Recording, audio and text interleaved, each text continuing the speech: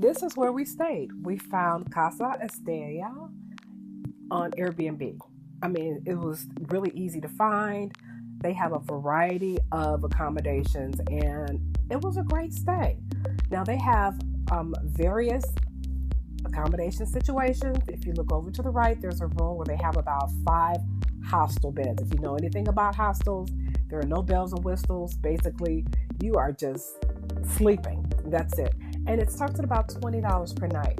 Okay, so our room was bigger, obviously. There were 2 of us, and we stayed in Grandma's room 103. I have no idea who Grandma is, but thank you, Abuelita. We had a really great time at this Airbnb. So I didn't get a chance to record everything, so I will insert some photos and just give you context.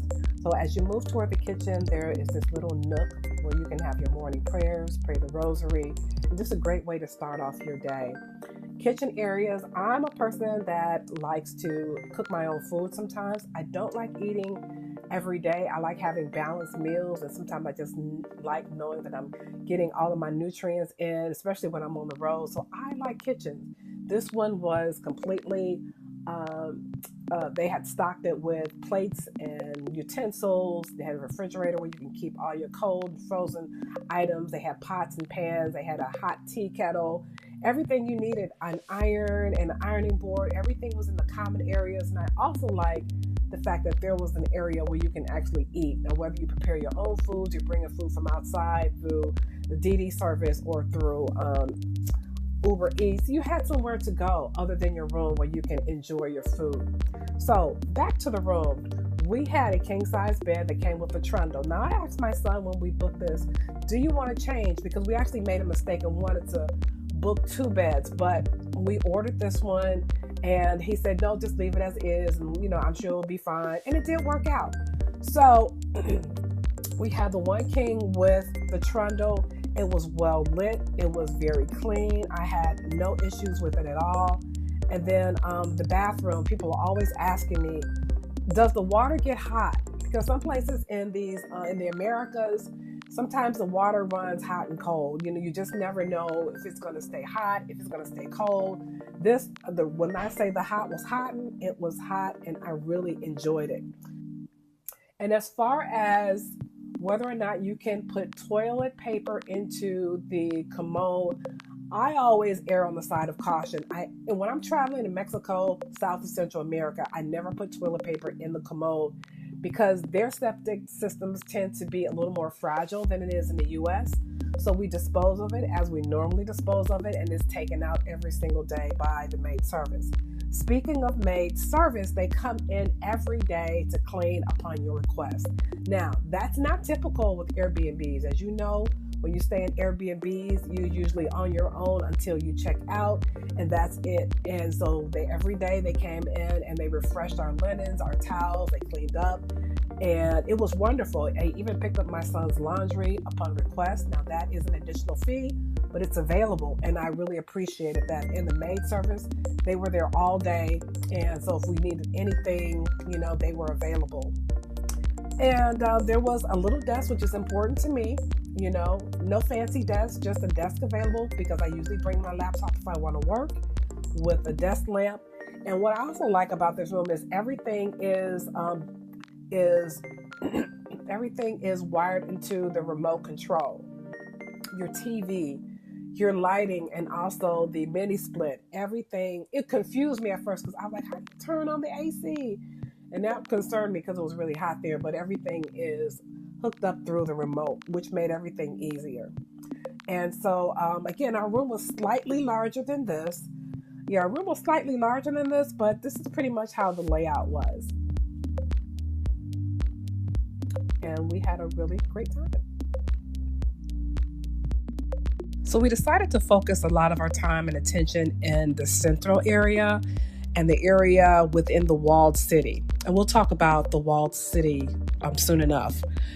We stopped at this cafe called Brioche, and let me tell you, they have some of the best coffee and breakfast rolls like croissants and muffins and sweet things like that. But we decided to go a little heavy and order some burgers. And these were the best burgers. I typically like mine medium well, but because I'm traveling, I said, you know what, let me just have it well done. And they did a phenomenal job. I mean, it had everything from avocado and bacon, and it had a chipotle mayo. It had on a brioche bun, and it was a nice big juicy burger too. So it was very filling, and we had fruit. My son ordered burgers as well, and we had just a phenomenal experience at that cafe, and I highly recommend it.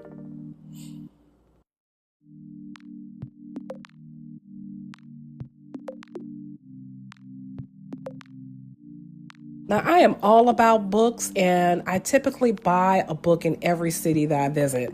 And we came across Abaco Books and Cafe in Centro. Now, they have books for adults and children alike. It's like an oasis. It's a bookstore for book lovers, and they offer the best Colombian coffee and live jazz music. I mean, who wouldn't want to go to a bookstore where you can drink coffee, read your book, and listen to jazz? And they also have these prints, these different prints of some of the historical buildings within Centro and in Cartagena that you can purchase, and there are different prices, and you'll see the prints on the wall. Unfortunately, I didn't get a shot of that, but I'm telling you, it is phenomenal. They'll roll it up, put it in a tube for you so you can put it in your travel bag and take home with you. But I highly recommend this cafe. It has books. Some are in English and in Spanish. I happen to get my hands on a book that has the Spanish version in the front of the book and the English version in the back. So I grabbed one for my daughter so she can share it with my granddaughter who's taking Spanish in high school, and so she can familiarize herself and become more comfortable with the language. As we continued on through Centro, we saw Catedral Santa Catalina de Ala. Okay, I screwed that up already. Let's try this again. Catedral Santa Catalina de Alejandría. So that is one of the oldest cathedrals in Centro. Actually, one of the oldest cathedrals in the Americas. It took 35 years to build. The scale, once again, the scale of this edifice is superb. So this is one of the most famous tourist attractions in the walled city area. And again, as I mentioned, it is one of the oldest in the Americas, and I recommend that you visit. I didn't want to disturb the people who may be in prayer or worshipers there, or people who wanted to sit in silence. I tried to be respectful and stay in the back and not photograph and just, go crazy like tourists do sometimes. So yeah, I got the shot that I wanted, the footage that I wanted. I just wanted to capture its beauty and still be respectful. So the one thing I've learned about Cartagena, and particularly this part of the world, is that they really had a pirate problem. Now, I've seen all of the Pirates of the Caribbean movies, but the storytelling has been, let's put it like this, they took a lot of creative license. Pirates were nothing to play with. They were treacherous. And for this city in particular, who's known for its silver, its gold, and its emeralds, the pirates were a threat, not to their economy, but to their people. These pirates, plundered, pillaged, and pilfered all of these resources, for their own gain.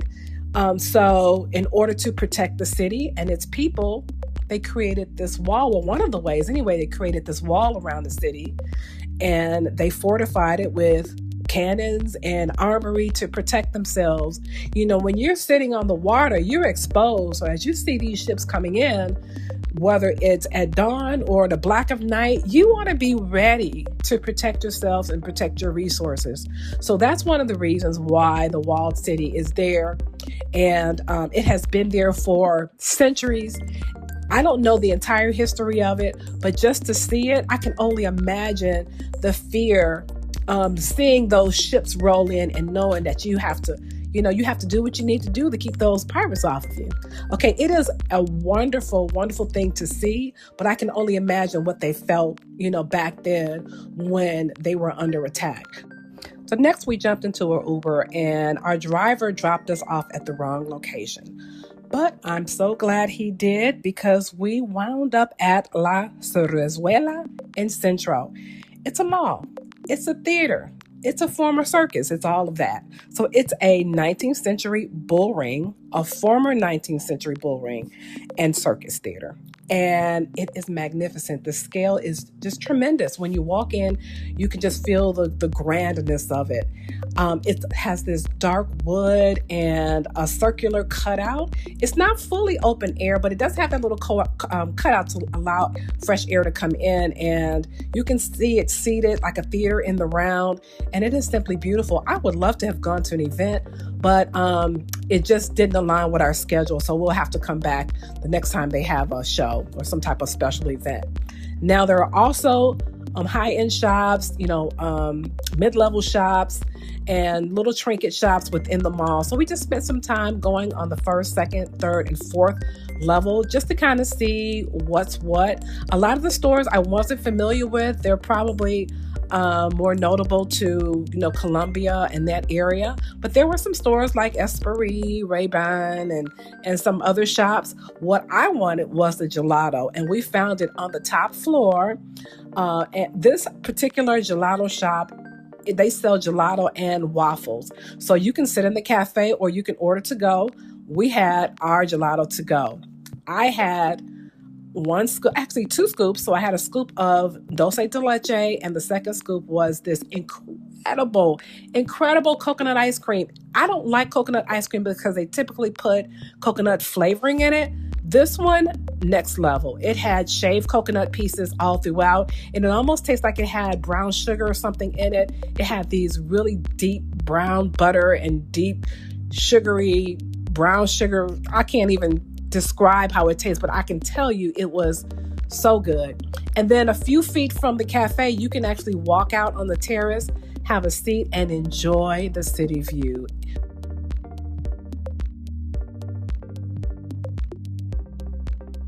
I have always been fascinated with cultural dances of the people of the Americas, particularly those of the African diaspora.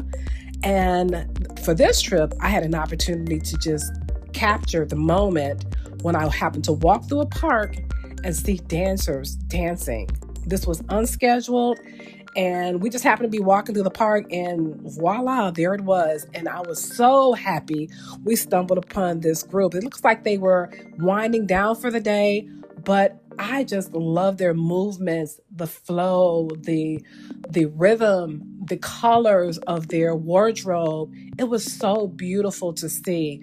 I'm not sure if they get paid again, but I'm thinking that they get paid through tips. So it's always a nice gesture. If you are enjoying the show, you're sitting in the park, you're watching and you're entertained, that, maybe then drop in a few pesos just to let them know that they're appreciated. I thoroughly enjoyed it, and I supported them as well. For me, there is nothing better than a rooftop view while I'm having a delicious meal. So this was my opportunity to make that happen in Cartagena, and I was not going to leave the city until I did. So we happened to stop at Alicia Restaurante inside the Mo Beach Hotel. When I tell you the views are amazing, there is a 363-degree view on the rooftop. There's a pool. I'm sure that's for hotel guests. So I wasn't really concerned about that, but it was just a nice visual to have on the rooftop, the pool and the umbrellas, the tables, the bar. The downside is it was too darn hot to eat. It was like in the middle of the day. I thought we were going to be able to find like maybe some shade, and sometimes they're like little fans they'll have outside, but that wasn't the case. He told us to come back in the evening. We did not come back that evening because we got into other things. But I'm telling you, if you ever go to Cartagena, you have to experience this rooftop. And if you stay at the hotel, even better, because you can take advantage of the other amenities. Now, you're probably aware Colombia is known for their cigars as well as their coffee. So we traveled to maybe 6 different shops on foot to find cigars. And I'm going to tell you, I would say shop around, and it was suggested to me that I do shop around because there's such a big markup, particularly in the tourist areas in Centro. So that's what we did. We went to about 6 cigar shops. I don't even remember the name I bought the cigars from when I finally made a decision. I will tell you the one that left the best impression on me was Mr. Cigar in Centro. Now, they were higher than the other ones, so it's really more about the experience. The cigar shop is small but mighty. It has just beautiful murals of even rappers and artists from the United States. It's very inclusive, and it has this cool vibe, this swanky feel. It has like almost that feel of cigars and dark wood and velvet. It was beautiful. And then they have a bar where you can order drinks. They have couches and loungers where you can just enjoy your drink. You can enjoy your cigar, kick back. I love the vibe in there, and I highly recommend, at least if you're not going to buy like a box or, individual cigars, at least have a cigar and just have your little drink if you indulge and just enjoy the vibe. I highly recommend that one. But if you're looking for value, I would say shop around first before you buy cigars.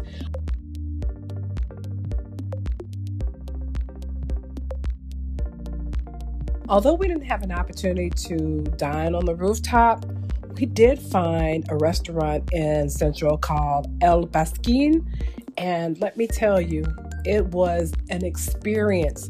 The food was so flavorful, and we also had an opportunity to be seated by the window so we could see the tourists and the locals walking back and forth. Mine was incredible. It was a linguine. It was a vegetable linguine, roasted vegetables. It was cheesy, it was flavorful, but anyway, it was delicious. And my son, he had a seafood bowl with fried shrimp, and the noodles were made from crab. It just was eye-appealing, delicious. The hospitality, the service was excellent, and they also play music. We weren't there on the right day, so we'll have to come back. It's normally at 8 p.m. when they have live music on certain days of the week, so I'm definitely going back there. Their food is amazing, and I highly, highly recommend it. So the absolute highlight of my trip was actually going to the marina. I love Navy Pier in Chicago, and this reminded me of Navy Pier because you could see people embark and disembark, all of the tourist boats, the yachts, the fishing boats, the dinner cruises. It was just a lot going on, and there were so many people. So I just enjoyed just people watching and watching them have a good time. Now, there is this one boat that will take you to Muelle de la Bodeguita. I hope I pronounced that correctly. But what that will do is take you to the Rosario Islands. The Rosario Islands are made of 27 smaller islands. I was told that it is the one thing you must do when you go to Cartagena, and that was something we didn't have time to do because we had to actually cut our trip short. So the next time we go, we're definitely going to do that because I hear they have cafes, restaurants, and pristine white sand beaches, the bluest of blue waters. I can only imagine what it's like to experience that, and we'll definitely have to do that.